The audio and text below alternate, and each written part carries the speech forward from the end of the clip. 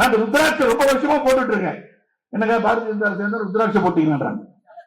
துணை முதலமைச்சர் உதயநிதி ஸ்டாலின் தான் கிறிஸ்துவர் என்று கூறியது தொடர்பாக பேசிய நடிகரும் பாஜக நிர்வாகியுமான சரத்குமார் உதயநிதியை அடுக்கடுக்கான கேள்விகளால் வெளுத்து வாங்கியுள்ளார்.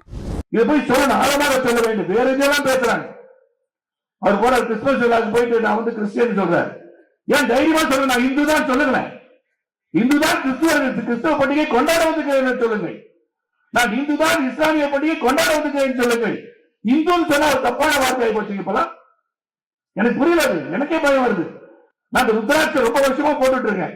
என்னங்க பாரதிய ஜனதா சேர்ந்த ருத்ராட்சம் போட்டீங்கன்றாங்க. குங்குமம் வச்சுட்டு வரீங்க, புத்தி அப்படியே வச்சிருந்தேன்.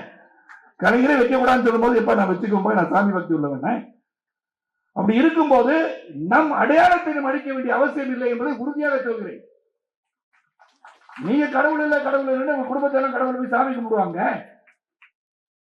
அதனால நீங்க வந்து சொன்ன கொள்கையிலிருந்து நீங்க மாறிவிட்டீர்கள். இந்த கொள்கையிலிருந்து பாரதிய ஜனதா கட்சி என்றும் மாறாது. I am not saying it's a Hindutva party. This party is a secular party. ஆனால் செக்குலர் இல்லை இல்லை என்று இஸ்லாமிற்கு பாதுகாப்பு ஒரு புத்தகம் நீங்க வச்சுட்டீங்க. அதான் கேட்ட இஸ்லாமிய சகோதரர் உங்களுக்கு என்ன பாதுகாப்பு? உங்களை யாரும் அடிக்க வந்தாங்களா? அது பாதுகாப்புக்கு முன்னாடி இருந்தாங்களா? காஷ்மீர் நடந்தது என்ன சிந்திச்சு பாருங்க. 25 சீட்டுகள் ஜெயிக்கிறாங்க, சாதாரண விஷயம் கிடையாது. இன்று யாருக்கு நான் காஷ்மீர் போறேன்றாங்க. போக முடியாத இடத்திற்கு நுழைய வைத்தது யார்? மோடிஜி அவர்கள்.